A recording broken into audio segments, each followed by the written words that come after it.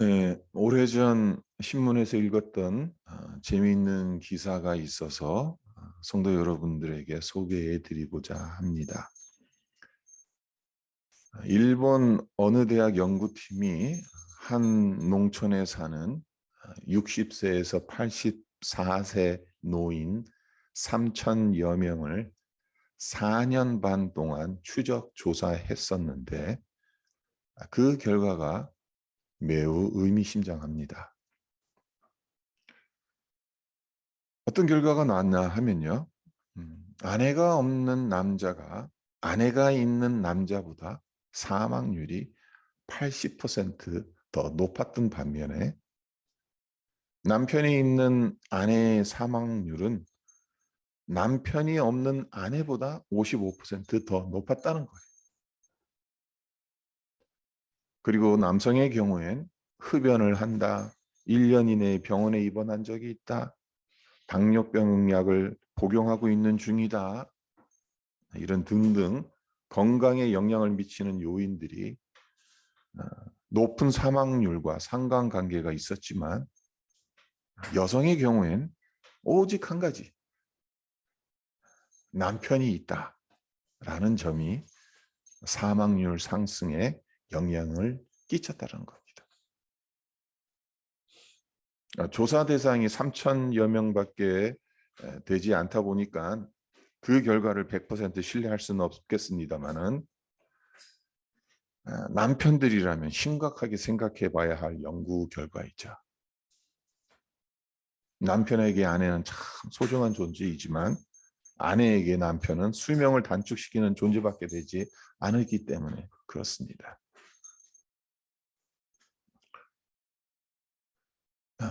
남편은 아내가 없으면 오래 살지 못하지만 아내는 남편이 없어야 더 오래 산다. 참 기구한 장난 같죠. 네, 화제를 바꿔서 80여 년 전에 일어났던 제2차 세계대전에 대해서 말씀드리겠습니다. 2차 세계대전이 끝난 지 76년이 넘었습니다만 전쟁의 상처는 아직도 여전히 남아 있습니다. 독일 정부가 최선을 다해 사과와 보상을 계속해서 하고 있지만 홀로코스트를 겪었던 유대인들의 육체적, 정신적 고통, 상처는 여전히 아물지 않은 채로 남아 있습니다. 한국의 위안부 할머니들은 어떻습니까? 평생 씻을 수 없는 수치심과 좌괴감으로 살아오시지 않았겠습니까? 이와 같이 전쟁 피해자들이 겪은 고통 너무나도 크죠. 사라지거나 잊혀지지 않습니다. 하지만 전쟁의 고통과 상처로부터 사각지대에 놓인 사람들에 비하면 이분들은 그나마 양반이라는 거예요. 그래도 국제사회의 관심을 받고 보상과 사과를 받을 수 있기 때문에 어떤 면에서는 낫습니다. 많은 사람들이 너무나도 쉽게 간과하는 역사의 다른 얼굴이 있는데요. 그것이 무엇인가 하면 전쟁의 승전국들이 패전국들에게 행한 만행입니다. 그리고 이 만행으로 고통받는 피해자들이 너무나도 많다라는 사실입니다. 네, 우리는 흔히 독일, 이탈리아 그리고 일본은 패전국이고 전범국가이기 때문에 종전 후 미국과 구소련을 위시한 승전국들이 이들 국가에게 전쟁의 책임을 묻는 것을 당연하다고 생각합니다. 네, 전쟁의 책임을 묻는 것은 당연합니다. 그리고 꼭 물어야 합니다. 지구 반대편까지 찾아가서 전범들을 찾아내서 재판을 해야 됩니다. 하지만 불법적 반인륜적인 폭력을 패전국의 포로들과 민간인들에게 가한 승정국의 만행을 합리화하거나 당연시해서는 안 된다는 것 또한 우리는 생각해 봐야 한다는 겁니다.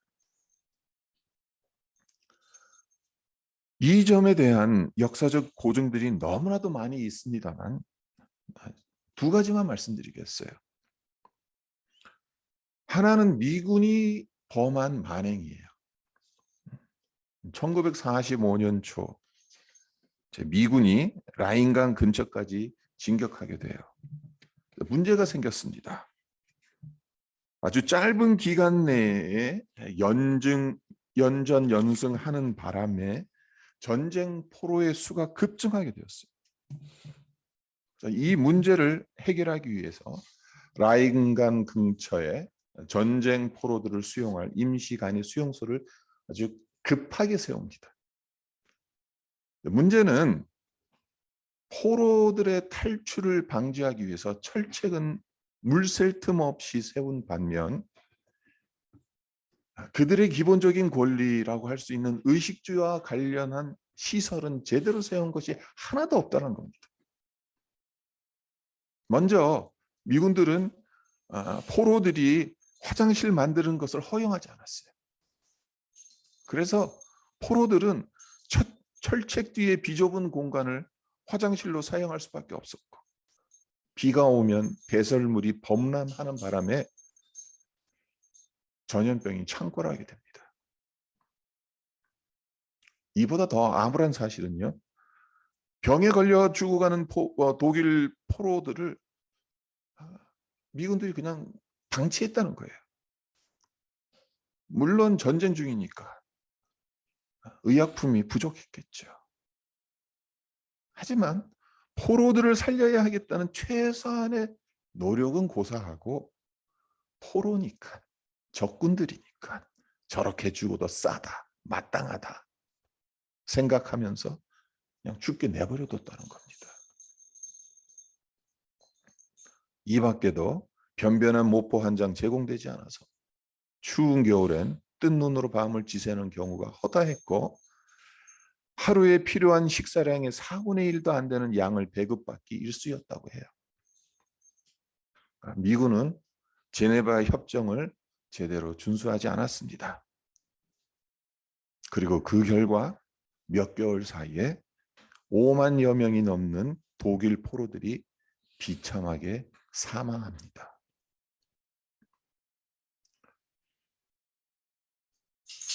미군보다 더한 만행을 저지른 군대가 있습니다. 구소련 군대입니다. 미군은 그나마 양반이에요. 소련군에 비하면. 어떤 일이 있었는가 하면요. 구소련군이 238만 명이라는 어마어마한 수의 전쟁 포로들을 붙잡습니다. 전쟁이 끝나고 난 후에 자기 나라의 기간 산업을 재건하기 위해서 이들을 노예처럼 부려먹어요. 42만여 명의 전쟁 포로들이 이 과정에서 사망합니다. 과로와 열량 부족, 병으로 42만 명이라는 엄청난 포로들이 죽게 돼요. 만약 소련군이 최소한의 기본권만 제공했어도 그렇게 많은 포로들이 죽진 않았을 겁니다. 무엇보다 소련군의 잔혹성을 극명하게 보여주는 곳이 독일 도시들 중 소련군에게 가장 먼저 점령당한 네베르스도르프라는 도시인데요. 소련군의 무자비한 학살로 말미암아 그 도시에 살아남은 사람이 거의 없었다고 해요. 그리고 소련군의 만행을 가장 극명하게 보여주는 것은 힘없는 여성들을 수십 차례 걸쳐서 강간하고 또 죽이고 그 시체를 사격장 표적물로 썼다는 거예요. 그뿐만이 아니라 도망치는 아이들을 탱크로 무자비하게 깔아뭉갰다는 겁니다. 이것들을 본 이런 것들을 이 만행들을 본 일부 소련 장교들마저도 경악을 금치 못했다라고 해요. 근데 생각해 보세요. 이런 만행이 2차 세계대전 때에만 있었겠습니까?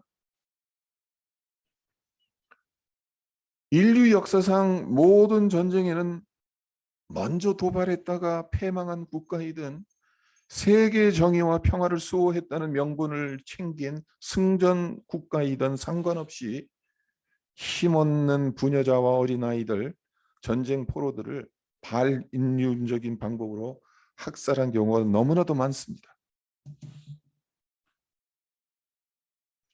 제가 왜 이런 말씀을 드리는 것이겠습니까? 인간은 하나님의 은혜를 받은 존재입니다. 다른 피조물에게는 찾아볼 수 없는 하나님의 형상으로 지음을 받았기 때문에 하나님의 은혜를 받은 거예요. 이 땅을 다스리고 돌보라는 특권을 부여받았고 그 특권을 행사하고 있기 때문에 하나님의 은혜를 받은 존재입니다. 그렇다면 이 은혜에 맞게 살아가야 하지 않습니까? 하지만 우리 인간이 그렇게 살아가고 있습니까? 그렇게 살아가지 않을 때가 너무나도 많지 않습니까? 오늘 본문인 마태복음 5장 38절에서 예수님께서 말씀하신 것처럼 이에는 이, 눈에는 눈으로 대하는 것이 너무나도 자연스럽지 않습니까? 근데 사실 이에는 이, 눈에는 눈, 이것은 그 당시 약한 자들을 보호하기 위해서 제정된 법이라고 할 수가 있어요. 왜요? 누군가 나에게 해를 가했어요. 그러면 사람의 이 본성이 어떻습니까? 내가 받은 해가 1이라면 그만큼 일의 양만큼 되돌려 주면 좋겠지만 인간이 그렇게 합니까? 1이 아닌 2, 5, 10 그렇게 되돌려 주죠. 그러니까 이에는 이, 눈에는 눈. 이거는 만약 누군가가 너의 이를 상하게 했다. 그러면 그의 이만 상하게 해라. 누군가 너의 눈을 상하게 했다면 그의 눈을 상하게 해라. 그 이상은 허용되지 않는다. 그런 법이었어요. 근데 이건 어떤 인간의 포악성이라고 할까요? 잔혹성이라고 할까요? 죄성이라고 할까요? 그것들을 방지하기 위한 최소한의 법이었다는 거예요. 근데 예수님께서 뭐라고 말씀하십니까? 하나님의 백성은 그 차원에서 사는 사람들이 아니라는 겁니다. 그 차원을 넘어서야 하는 자들이라는 거예요.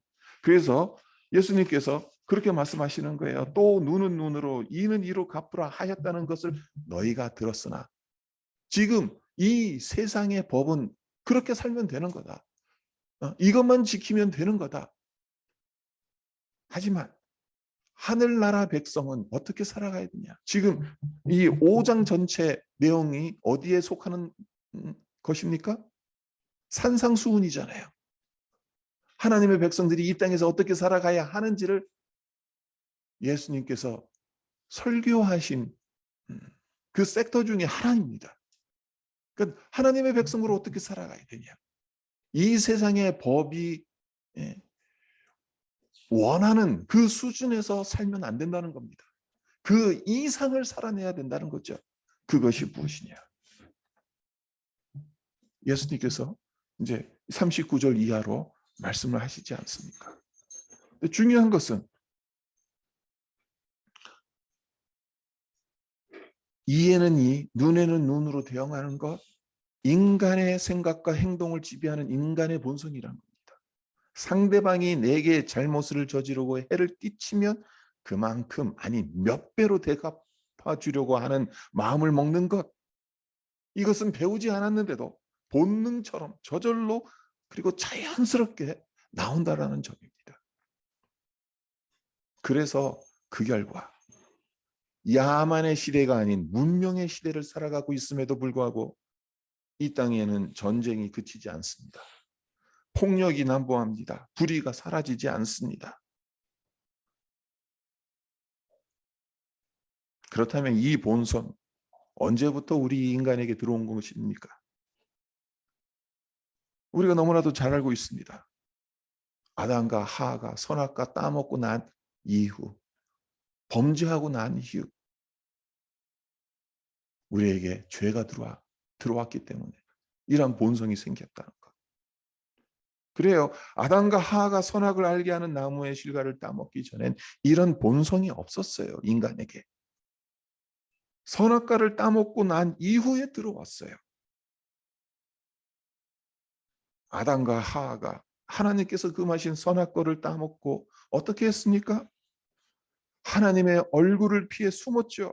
그리고 하나님께서 어디 있느냐 하시면서 그들을 찾으셨을 때 아담이 하나님 앞에서 뭐라고 대답하죠? 그가 뱉은 첫 마디가 무엇인가 하면 창세기 3장 12절에서 이렇게 말합니다. 하나님이 주셔서 나와 함께 하신 여자, 그가 그 나무 실과를 내게 주므로 내가 먹었나이다. 아담이 하나님의 명령을 어긴 이유를 그의 아내 하와 탓으로 돌리고 있어요. 사실 아담이 내 아내 하와가 주었기 때문에 실과를 먹었다고 하나님께 말한 것은 틀린 말이 아니잖아요. 하와가 줬기 때문에 먹은 거잖아요. 하와가 선악과를 주지만 않았어도 죄를 범하지 않았을 것입니다. 하지만 중요한 것이 있죠. 그 말 안에 아내 대신 책임을 지겠다라는, 그리고 아내를 위해 희생과 고통을 대신 감내하겠다라는 아담의 의지가 비쳐 있습니까? 나와 있습니까? 드러나 있습니까? 전혀 드러나 있지 않습니다. 오히려 마땅히 저 여자가 책임져야 한다는 변명이 있을 뿐입니다. 서두에서 말씀드린 남편 있는 여자가 남편 없는 여자들보다 수명이 짧다는 신문 기사가 제시하는 바가 무엇이겠어요? 남자의 경우에는 아내가 있어야 더 오래 사는 반면 여자의 경우에는 남편이 없어야 더 오래 산다라는 이 신문 기사. 무엇을 시사하는 거겠어요? 서로의 허물을 덮어주고 사랑해야 할 부부 사이에 이에는 이, 눈에는 눈으로 대응하는 본성이 개입됐고 아내들이 더 큰 피해자라는 점이지 않겠습니까? 그리고 제2차 세계대전에서 미군과 소련군들이 전쟁 포로들과 민간인들에게 만행을 저질렀던 이유 또한 무엇이겠습니까? 전쟁터에서 적을 어떻게 죽여도 괜찮다. 전쟁에서 승리하기 위해선 적들의 인권은 무참히 짓밟아도 괜찮다 생각했으니까 그런 반인륜적인 폭력을 저지를 수 있었던 건 아니겠습니까? 네가 먼저 그렇게 했으니까 나 역시 그렇게 한다. 이에는 이, 눈에는 눈. 받은 대로 되돌려주고자 하는 마음. 아담 이후 우리 안에 너무나도 자연스럽게 자리 잡아서 아무리 고치려고 노력한다 한들, 그리고 아무리 우리가 이제 문명의 혜택을 받고 문명인이 된다 한들 고쳐지지 않는 고질병이고 불치병이라는 겁니다. 그런데 예수님께서 우리 인간에게 이런 본성이 있다는 것을 모르셨습니까? 모르고 야 너희들 그렇게 살아가면 안 돼. 이에는 이, 눈에는 눈. 그렇게 살아가면 안 돼. 그렇게 말씀하시는 것이겠어요? 아니죠. 우리의 본성을 너무나도 잘 알고 계셨어요. 그런데도 예수님께서 뭐라고 말씀하십니까? 39절에서 44절을 보세요. 나는 너희에게 이르노니 악한 자를 대적하지 말라. 누구든지 내 오른편 뺨을 치거든 왼편도 돌려대며 또 너를 고발하여 속옷을 가지고자 하는 자에게 겉옷까지도 가지게 하며 또 누구든지 너로 억지로 오리를 가게 하거든 그 사랑과 심리를 동행하고 내게 구하는 자에게 주며 내게 꾸고자 하는 자에게 거절하지 말라. 또 내 이웃을 사랑하고 내 원수를 미워하라 하였다는 것을 너희가 들었으나 나는 너희에게 이르노니 너희 원수를 사랑하며 너희를 박해하는 자를 위하여 기도하라.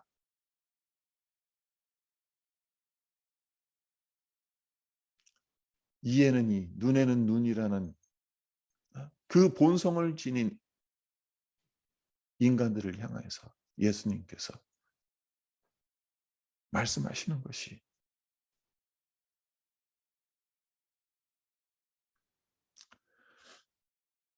그 모든 이 본성의 사슬을 끊으라는 거죠. 그리고 하나님께서 원하시는 삶을 살아가라는 것입니다. 하나님께서 원하시는 삶이 무엇입니까?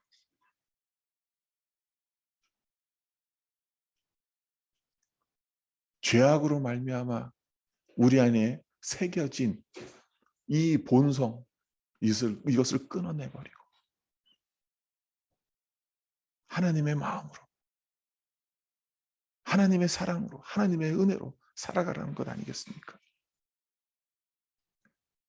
네, 예수님은 왜 우리에게 타고난 본능과도 같은 이 본성을 버리고 우리에게 익숙하지도 않고 자연스럽지도 않은 은혜와 용서를 베풀라고 명령하시는 것이겠어요? 네, 그 이유는 너무나도 간단해요. 45절에 그 답이 나오는데요. 예수님께서 이렇게 말씀하시죠. 이같이 한즉 하늘에 계신 너희 아버지의 아들이 되리니 이는 하나님이 그 해를 악인과 선인에게 비추시며 비를 의로운 자와 불의한 자에게 내려주심이라. 하나님이 어떠한 분이라고 예수님께서 말씀하십니까? 의로운 자이든 불의한 자이든 상관없이 착한 자이든 악한 자이든 상관없이 은혜를 받을 만한 자격이 있든 자격이 없는 사람이든 상관없이 하나님은 동등하게 해를 주시고 비를 주시며 생명을 주시는 분이다. 만약 하나님께서 갈라치기 하신다고 생각을 해보세요. 악인과 석인을 갈라치기 해서 악인들에게 해를 주시고 비를 주시고 은혜를 주시고 그와 반대로 악인들에게 해도 안 내려주시고 비도 안 내려주시고 먹을 것 다 제공 안 해주시고 생존할 수 있는 그 어떤 것도 제공하시지 않는다. 의인들 입장으로는 박수치겠죠. 하지만 하나님은 그런 분이 아니라는 겁니다.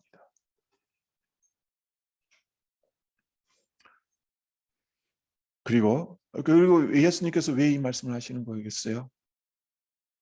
우리는 하나님의 자녀라는 거죠. 하나님의 은혜와 용서를 먼저 경험한 자들이라는 겁니다. 세상을 향한 열방을 향한 잃어버린 영혼들을 향한 하나님의 마음을 그나마 조금이나마 알고 있는 사람들이라는 겁니다.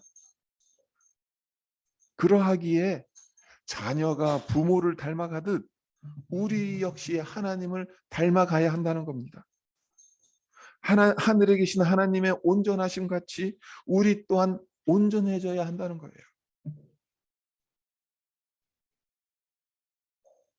하나님께서 값없이 우리에게 은혜와 용서를 베푸신 것처럼 우리 역시 원수들에게 내게 피해를 입힌 자들에게 상처와 고통을 가져다 준 이들에게 은혜를 베풀어야 한다는 거죠. 이것이 하늘 백성의 삶이라는 것입니다. 하나님을 아버지로 모시고 사는 사람들이 살아가야 될, 이 땅에서 살아가야 할 삶의 태도라는 것입니다. 그렇다면 이런 질문이 생깁니다. 어떻게 해야 우리가 은혜의 통로로 쓰임 받을 수 있냐는 겁니다. 이에는 이, 눈에는 눈이라는 이 사슬을 끊어내버리고 내게 피해 주는 자들, 나에게 상처와 고통을 주는 자들에게조차도 용서하고 또 그들을 위해서 기도하고 사랑을 베풀 수 있겠냐는 겁니다. 우리의 힘과 능력으로 가능하겠습니까? 불가능합니다. 죽었다 깨어나도 우리 힘으로는 할 수가 없습니다. 하나님의 권능을 체험해야만 가능한 거예요. 그리고 하나님의 권능을 체험하는 데에는 왕도가 없어요. 날마다 성령의 충만함을 받고 말씀 듣고 순종함으로 예수님의 인격을 닮아가지 않으면 하나님의 권능을 체험할 수가 없습니다. 제2차 세계대전으로 다시 돌아가서 드릴 말씀이 하나 있는데, 독일 나치 정권에 맞서 싸우면서도 내 원수를 사랑하라 라는 예수님의 명령 때문에 고민하며 씨름하던 사람이 있었어요. 기독교 국가라고 자처하던 독일이 가장 잔혹하고 악랄한 범죄를 저지르는 것을 목격하면서 신앙적 양심을 끝까지 지키다가 총살된 현대 기독교 신학의 거인 중 한 분인 보네포 목사입니다.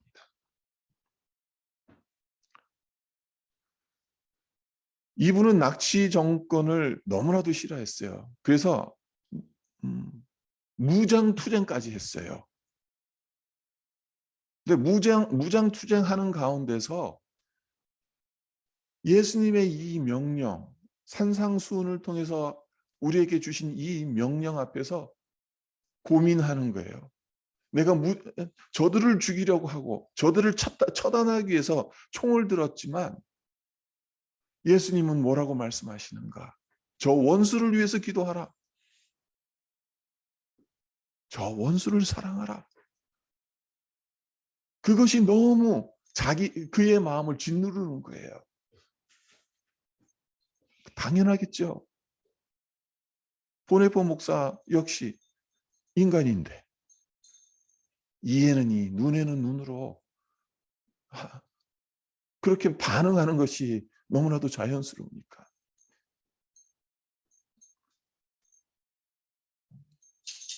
네.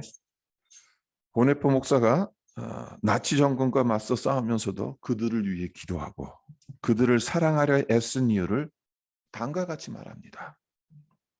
예수님의 제자라면 하나님께서 원수를 사랑하신다는 것을 압니다.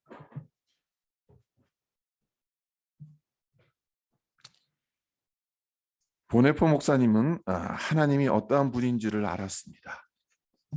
하나님의 사랑이 어떤 사랑인지도 알았습니다. 그러하기에 극악무도한 범죄를 저지른 자들에게 맞서 싸우면서도 그들을 위해 기도했고 성령의 도우심을 구하면서 사랑의 마음을 품으려고 애썼던 것입니다. 이 세상에서 은혜와 용서를 베풀며 산다는 것 말처럼 쉽지 않습니다. 조그마한 손해를 당해도 용서와 은혜 대신 이에는 이, 눈에는 눈으로 대응하기가 훨씬 쉽습니다. 하지만 그럼에도 불구하고 우리는 하늘에 계신 아버지가 온전하신 것처럼 온전해지도록 하나님께 구해야 하고 몸부림쳐야 합니다. 기도하고 몸부림치고 1분이 안 되어서 본성의 자리로 다시 돌아간다 하더라도 끝까지 포기하지 않고 하나님의 은혜와 성령의 능력을 간구해야 합니다. 우리에게 위로가 되는 말씀 있죠. 하나님께서 우리를 이 세상의 고아로 내버려 두시지 않는다는 말씀입니다. 예수님의 명령을 우리 힘만 가지고 지키라고 말씀하시지 않는다는 겁니다. 우리를 지켜주고 도와주고 위로하고 지혜를 주시는 보혜사 성령님을 우리에게 보내주셨습니다. 그 성령님이 우리 안에 내주하십니다. 그렇기 때문에 우리가 성령님의 인도하심을 받는다면 이에는 이, 눈에는 눈이라는 사슬을 끊고 하나님의 은혜의 통로로 쓰임 받을 수 있습니다.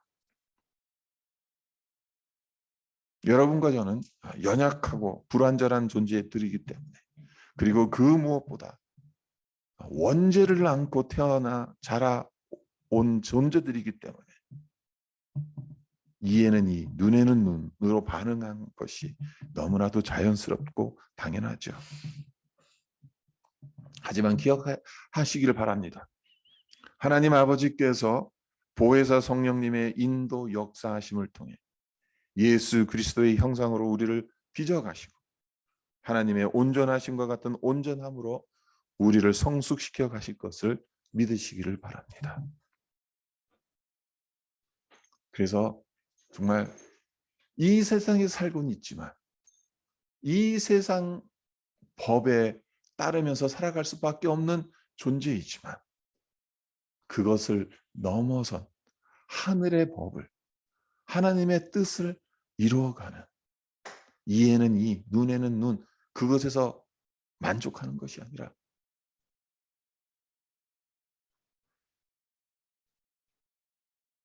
오른뺨을 치면 왼편도 돌려댈 수 있는, 속옷을 가지고자 하는 자에게 겉옷까지도 가지게 해줄 수 있는, 억지로 오리를 걸어가게 하거든 심리를 동행할 수 있는, 무엇보다 원수를 사랑하며 박해하는 자를 위해서 기도할 수 있는 하나님의 백성의 삶을 우리 모두 살아가시기를 주님의 이름으로 축원드립니다. 잠깐 기도하겠습니다. 하나님 아버지, 우리 모두는 정말 이에는 이, 눈에는 눈, 아니 그보다 더한 대가를 우리가 지불하려고 합니다. 우리에게 조그만 손해만 봐도 하나님 그것 참지 못하고 복수하려고 하고 더 많은 것으로 되갚아 주려고 합니다. 하지만 예수님께서 우리에게 분명하게 말씀하고 계시지 않습니까? 그렇게 살아가서는 안 된다고, 그것이 하나님의 뜻이 아니라고, 이 세상 한가운데서